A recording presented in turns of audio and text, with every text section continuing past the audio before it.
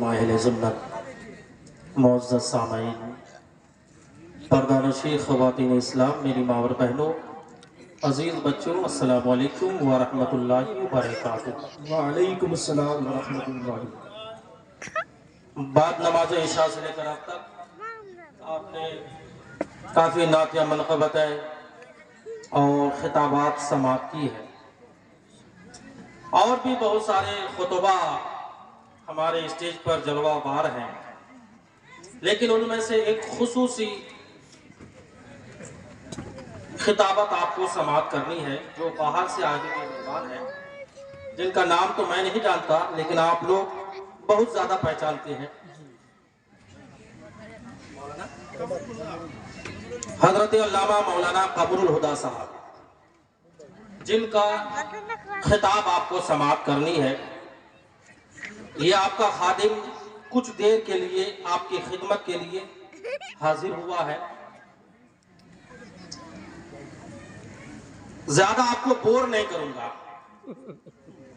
کچھ باتیں تیزی کے ساتھ آپ تک پہنچا کر کے میں اپنی تقریر کو ختم کر دوں گا، لیکن اس سے پہلے اراکین اور جملہ باشندگانہ نے بیل پوکھر کو میں بھی مبارکباد پیش کر دوں کہ بڑی جد و جہد اور کاوشوں کے بعد مسلسل 2 مہینے در بدر کی ٹھوکریں کھانے کے بعد جس دن کا ہم اور آپ انتظار کر رہے تھے، وہ سمے، وہ گھڑی عنقریب آ چکا ہے۔ بڑی محنت کی اراکین کمیٹی نے،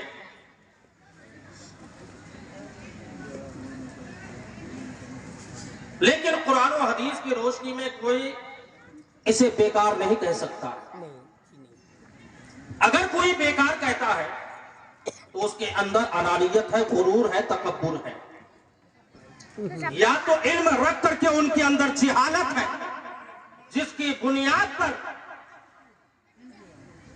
دین کی خدمت کرنے والوں کو غلط ٹھہرائے، ان کی محنتوں کو بیکار بتائے، یا طرح طرح کی باتیں انہیں بتائے۔ ہمارے اسٹیج پر ایک سے ایک ذمہ دار عالم دین ہے، ذمہ داری کے ساتھ بتاتا ہوں، یہ دین کا کام کرنا کوئی آسان نہیں ہے۔ دولت تو ہر ایک کے پاس ہے، ثروت ہر ایک کے پاس ہے، لیکن ہر کوئی دین کی خدمت کے لیے آگے نہیں بڑھتا ہے۔ آگے وہی بڑھتا ہے جن کے اندر دین کا درد ہوتا ہے اور دین کے خدمت کا جذبہ ہوتا ہے، اور جو دین کا درد لے کر کے اور جذبہ خدمت دین لے کے آگے بڑھتا ہے، میرا ایمان کہتا ہے کہ اللہ اسے اجر عظیم کا ذخیرہ عطا فرماتا ہے۔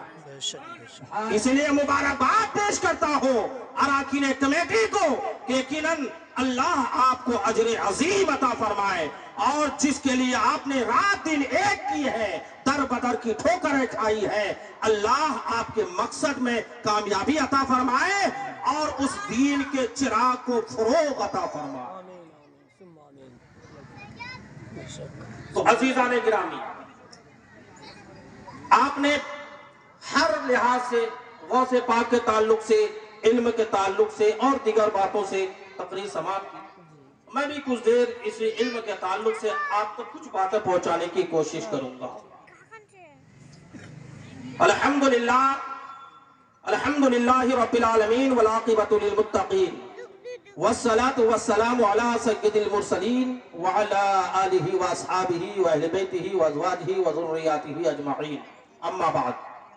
قال اللہ تبارک و تعالی فی القرآن العظیم والفرقان الحمید، فاعوذ باللہ من الشیطان الرجیم، ببرکت بسم اللہ الرحمن الرحیم، قل هل يستوي الذین يعلمون والذین لا يعلمون، صدق اللہ مولانا العظیم وصدق رسولہ النبی الامین المتین الکریم، ونحن على ذلك لمن الشاہدین والشاکرین والحمد للہ رب العالمین۔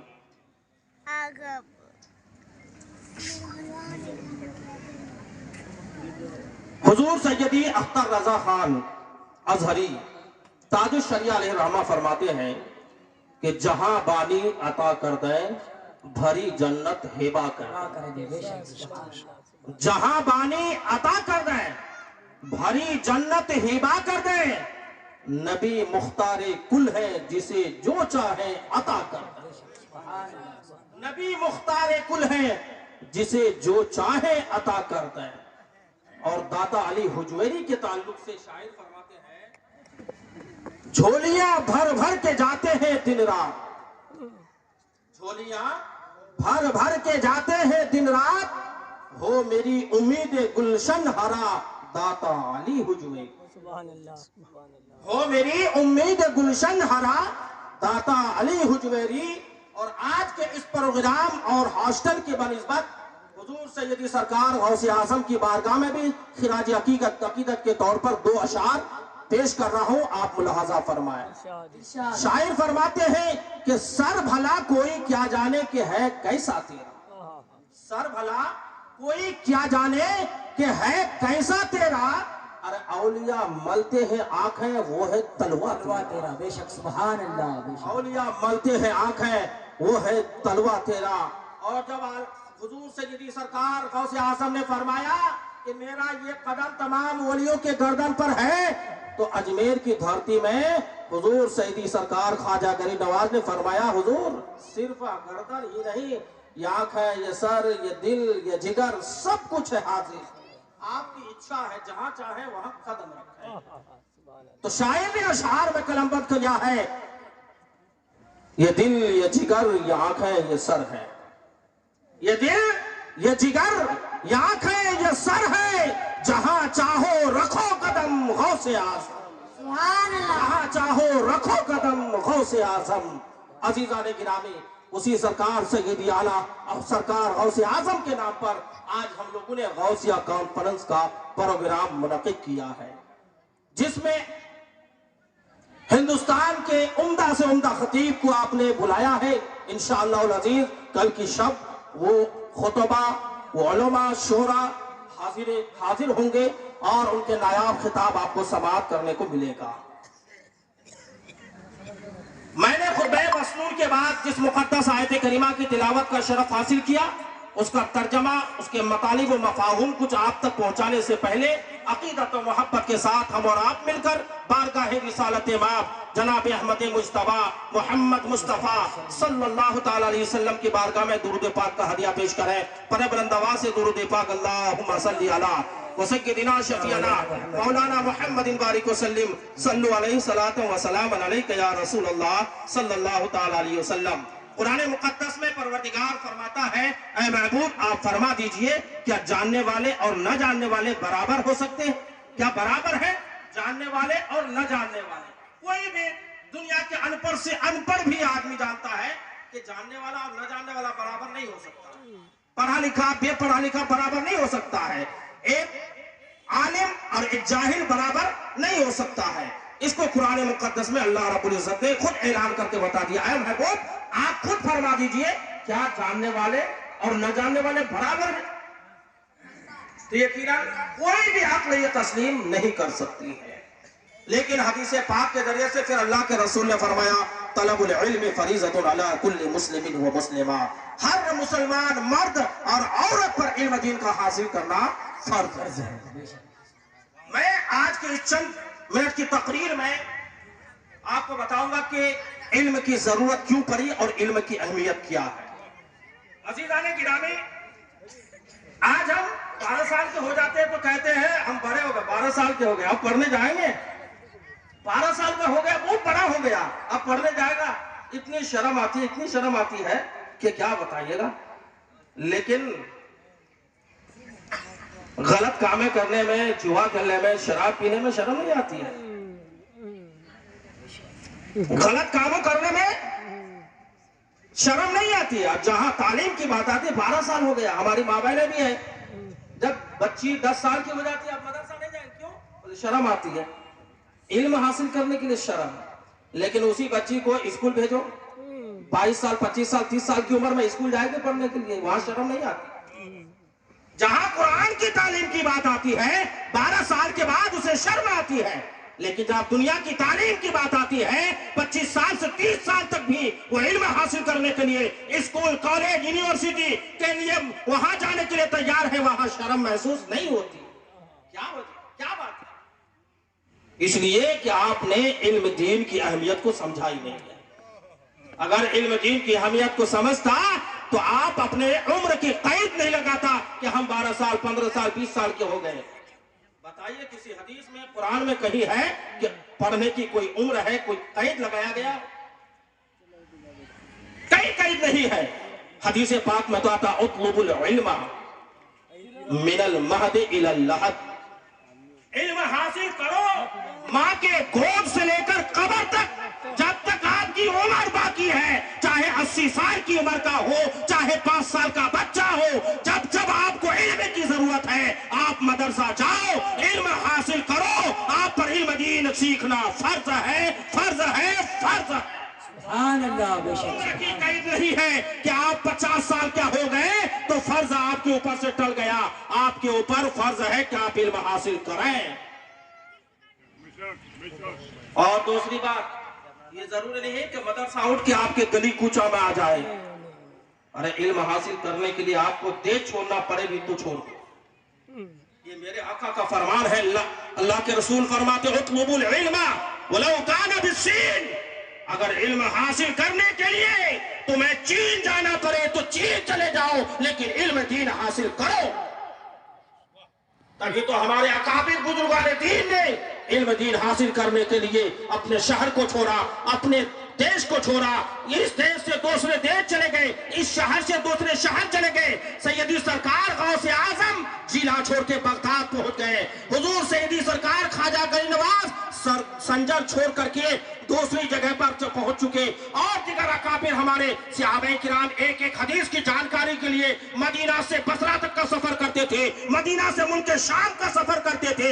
ایک حدیث کی تعلیم کے لیے، ایک حدیث کو سیکھنے کے لیے اتنے دور کی مسافت طے کرتے تھے. لیکن آج ہم ہیں کہ ہم نے حدیث کی اہمیت کو ختم کر ڈالی ہے، ہم نے قرآن کی اہمیت کو ختم کر ڈالی ہے کہ ہمارے سامنے قرآن کی آیت کو پیش کیا جاتا ہے، حدیث کریمہ کو پیش کیا جاتا ہے، لیکن ہم لوگ اسے سنتے ہیں، کانوں سے نکال دیتے ہیں.